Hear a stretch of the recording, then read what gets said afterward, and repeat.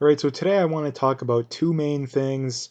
The second thing being, I want to talk a little bit more about the whole virus situation. I've kind of gone a little bit away from that recently, partially because it's not an issue anymore, and I'm going to show some more evidence of that. So I'm going to talk about that in a little bit. But first, I want to talk more about this whole situation that's going on in the States, and it's going on in Canada as well, because, like I pointed out, we have a government that thinks, and I say thinks because the evidence largely doesn't bear it out. I've said before, I've said many times that I don't believe racism doesn't exist at all.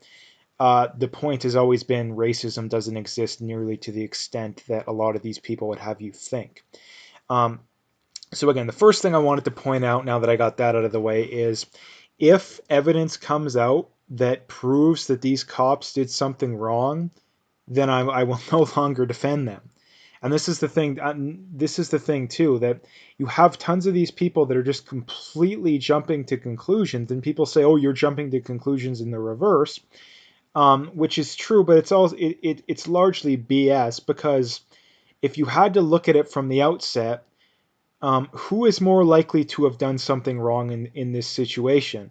Someone who was wanted for multiple violent crimes, who violently resisted arrest, or cops who, as far as I'm aware of, had no major complaints against them in their career, and how there's no evidence of racism, being involved here either.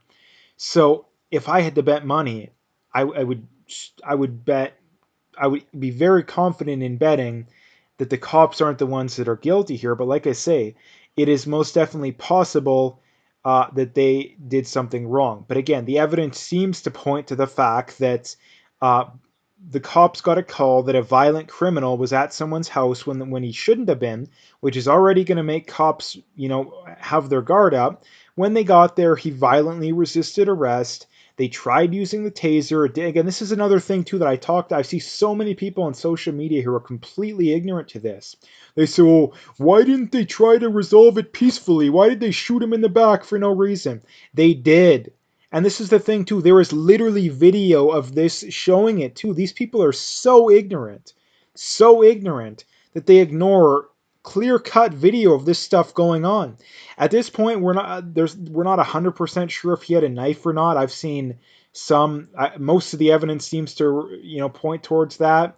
Although I've heard some contradictory stuff to that. But again, the early evidence seemed to point to that. The DOJ hinted at it. So again, we're not 100% sure as far as that goes. But um, I would guess that it was. But here's the thing: most of these people, like I say, they're completely ignorant to the fact that the guy violently resisted arrest, and they tried using the taser. And this is the problem with so many of these people, that they're completely ignorant to what's going on, that to what actually went on. Sorry, completely ignorant. And like I say, if evidence comes out that the cops did something wrong, or the cops, did something that was racist, absolutely. But the evidence we have right now clearly points to the cops being justified in everything they did. It's the same stuff with the George Floyd situation. The early evidence pointed towards the cops being guilty of probably manslaughter. But ever since then, the evidence is pointed completely against that. Number one being the fact that the medical examiner said that the knee on the neck didn't have any effect in killing George Floyd. And number two, the medical examiner said he had 2 to 3 times a lethal dose of fentanyl in his system. And other people say he died of asphyxiation. Well, that's what you die of when you OD on fentanyl. Not being able to breathe is one of the things that happens when you OD on fentanyl. Again, so um, and I believe the medical examiner said that he didn't even have any bruising on his neck, or at the very least minimal bruising. So again, the idea that he died of that has been completely disproved. But does anybody care about that? No, they don't care about that, because they jump to conclusions. And this is the big thing that I pointed out in the video yesterday. Um, these people, the BLM people, the let's vilify the cops people, have become what they claim to be against. They claim to be against, the concept of lynch mobs, or the concept of lynching, which I don't know what the exact definition is, but it's basically, jumping to conclusions and killing someone based off little to no evidence, right? And this is exactly what these people are doing. Exactly what they're doing with the cops. Exactly what they did with the cops in the George Floyd incident. Exactly what they did with the cops in the, what was it, the Rayshard Brooks incident. Even though I think that one's just kind of like this one, clear cut self defense. I don't even think it's close in that one. George Floyd, again, no way in a just society do those cops get convicted. Again, people make the argument of, oh, well, no reason to have the knee on the neck. Well, that it doesn't matter what your opinion is. Your opinion's completely, or I don't believe in the knee on the neck thing either. I agree with people on that, but again, my opinion, your opinion's completely irrelevant based off the fact that the Minnesota Police Department, the knee on the neck maneuver was approved, and was approved by the same guy that's charging Chauvin with second degree murder. So again, if the knee on the neck technique was this terrible thing, then why in the world would they approve it for cops to use it? Again, so this is the problem too. The biggest problem is there's no room for any form of nuance or disagreement. If you dissent from the narrative one bit these days, you are viciously vilified, and that's what's causing so much division out there nowadays. Because if we can't have someone question the narrative, then we can't have a just society. Because again, if one side of whatever argument it is, I don't care what it is, if you're confident in your position, then you're perfectly fine with people questioning the narrative because you know you're right, right? So anyway, the first thing I wanted to get at here is from Mike Cernovich, and he said one side is violently rioting, over 30 people dead, billions in property damage, thousands of small businesses destroyed. Other side opposes war, wants peace, wants a strong economy, free speech, reasonable centrists. Gosh, I feel caught in the middle of the extremes. Again, this is the big problem that, again, I really don't like taking sides just blindly. But when it's so obvious it's not even funny that one side is right, I'm going to take sides. And anybody who doesn't do that is absolutely insane. The BLM side and the side that the Democrats have sided with, overwhelmingly. I mean, I don't know if there's any prominent Democrat that has denounced the rioting, the looting, the fact that BLM kills far more people than cops do every year. I mean, they've in the last couple months, 2-3 months, they've killed more people than cops do in a year. Again, so if you can't denounce that, again, this is the problem too, that people think that if you denounce that, you have to deny the fact that racism exists. No, you don't. That's what I've been saying the entire time. You can believe that racism exists and it's an issue we should deal with, and also be like, hey, BLM has taken things way too far. That, because that's pretty much what my position is. My position is racism exists to some degree, police brutality exists to some degree, although neither one is nearly as bad as what the average person would have you think, especially the average BLM supporter. Um, but it's also something we should deal with. We should absolutely punish cops that do the wrong thing.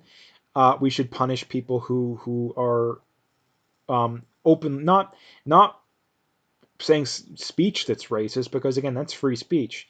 But people who actually attack people or um, slander people, stuff like that. That's stuff that should not be allowed. Again, if you want to say that I think that race X is a bunch of lunatics, then that's free speech. But if you want to say that, um, go, hurt this person, yeah, that's inciting violence. That should not be allowed. So, anyway, and this is the thing too, that all these people that are in the, like, I read through forums some of these times, and I see people like, I was reading through one today actually. It was, oh, after the RNC and the DNCs concluded, which side came out of it better? And it's like, are you insane? Again, I'm not big on either side. I have plenty of criticisms of Trump, but there couldn't be, it couldn't be any more obvious. Like, if anyone's considering supporting Biden out there, you are absolutely insane. And this is the thing too, that Biden is not a moderate. Um, Harris is for sure not a moderate. These are people who had black people, thrown in jail for drug possession. Again, like, these aren't moderates. These are crazy, insane people. These are insane people, and this is the thing too. Like, it's absolutely, the levels of insanity out there these days are absolutely through the roof. Like, it's like I say, I'm not a huge fan of Trump, but compared to Biden and Harris, Yeah, I am a fan of Trump. So, yeah, that's the thing, is that the Republicans have denounced the violence, the looting. They want peace. They want free speech. They are on board with reasonable police reform. It's the Democrats that want to abolish the police or defund the police. It's the Democrats that are supporting the violence. It's the Democrats that are supporting resegregation. It's the Democrats that are wanting to repeal the Civil Rights Act in California. So again, um, I'm not, like I say, I'm not big on playing sides, but when one side is clearly right, I'm going to play sides. And anybody who doesn't do that's insane, if you ask me. So anyway, the next thing to bring up to this is something I was talking about, but from Luke Rudowski. I'm sorry, but the more you ignore or excuse violent behavior against innocent people, the more it's going to happen. And this is the thing too the reason why I'm talking about this so much too is that the majority of the population is either outright advocating for this terrible behavior, or at the very least they're being silent on it. And again, this is what we were told our entire lives, especially in school, is, oh well, if you ignore injustice or bullying or any of that kind of stuff, you're as bad as the bully, right? That's what we heard all the time. But it's the same stuff that's going on here. Rand Paul was, if it wasn't for the police, he would have been viciously attacked last night. Um, but again, like this is the problem. And this is the thing too, that there's people that are so ignorant that they think that you can't have reasonable disagreements, or a reasonable discussion, but they think that if you do that, like I said, it must mean you're a full-on racist. No, there is a middle ground here. The vast majority of people do not want the things that BLM wants. The vast majority of people do not want to defund or abolish the police. The vast majority of people do not want to abolish prisons. The vast majority of people do not want to resegregate. The vast majority of people do not want to abolish the Civil Rights Act, which is something that BLM wants to do, or BLM wants to do in certain areas, right? So this is the thing too, that if we can't push back on BLM, then there's no possible way that there's not going to be growing amount of tension until I believe there is either a civil war. It probably won't be called a civil war, but violence will be through the roof. Violence is going to go way up because of this kind of stuff. Because again, and it's not that I think that most of the people who aren't speaking up are bad people. I think most of them are just people who are ignorant. They blindly believe what the CBC or CNN tells them. And the ones that don't, a lot of them are just afraid to speak up because they know they'll be called racist, and people will try and get them fired from their job and dox them and all the crazy stuff that goes on these days. So, yeah, that's another point that needs to be brought up. And for anybody trying to say, oh, this stuff isn't as bad in Canada, or downplaying it in any way, shape, or form, um, this stuff completely disproves that idea. So, getting to the more about the whole virus situation, the Edmonton Journal tweeted out, Edmonton ICU doctor says his unit is full to the brim um, due to the spike in virus cases. And Ezra Levant responds by saying, lying liars, there are only 12 virus patients in the ICU in the entire province of Alberta. There has never been more than 22, even at the peak. The journal is promoting political disinformation, so bury that truth 6 paragraphs down. And again, he links to a source on that. And again, those are the official government numbers too, I believe. And this is the thing too, that I don't think the Alberta, I think we have over 100 ICU beds. I'm not 100% sure, but the one thing that I am 100% sure about is that we were nowhere near capacity. Again, there was one hospital in the whole province that was at capacity, and everyone was freaking out.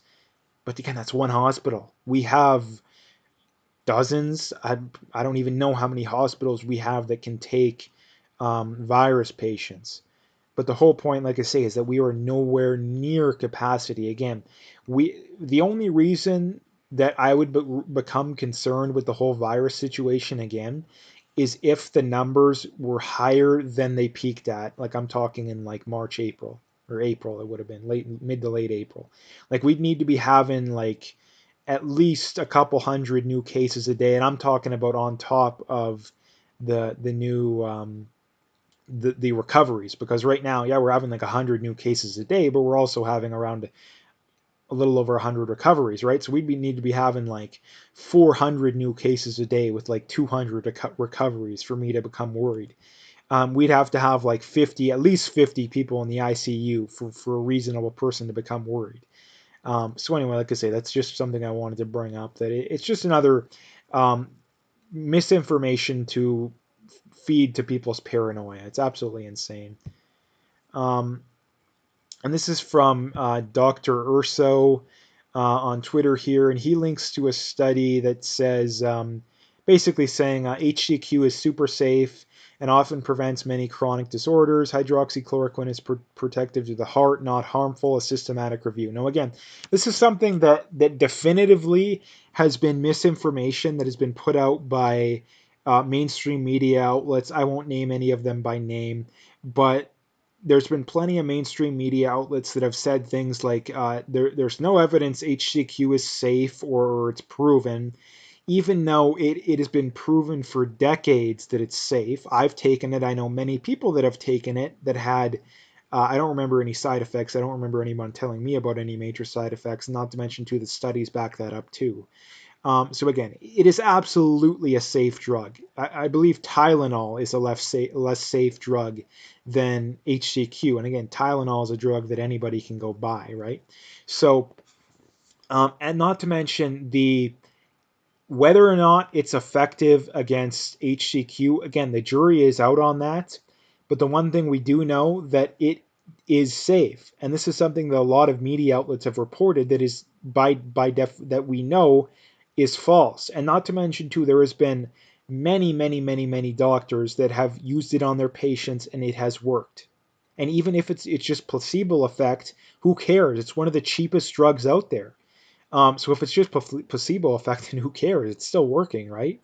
And this is the thing too that people are so ignorant out there these days. There was some guy on social media that messaged me the other day that, oh, you just are a useful idiot for the drug companies, and I'm like, again, these people could not be any more ignorant. HCQ is not a drug that has a patent on it, which means that it is sold at incredibly cheap prices. It is literally the opposite. The big drug companies do not want HCQ to be used to treat the virus because they won't make any money off. Again, this is just how ignorant people are, that they literally believe the exact opposite of what reality is. Exact opposite. So again, that's why I'm so mad about this kind of stuff, I guess, to say the least. But anyway, that's just something I wanted to bring up. So anyway, I'm going to leave the video there. If you liked it, make sure to hit that like and subscribe if you haven't already. Make sure you follow me on Twitter, BitChute, and Parler. All those links are in the description, so you can find them all there.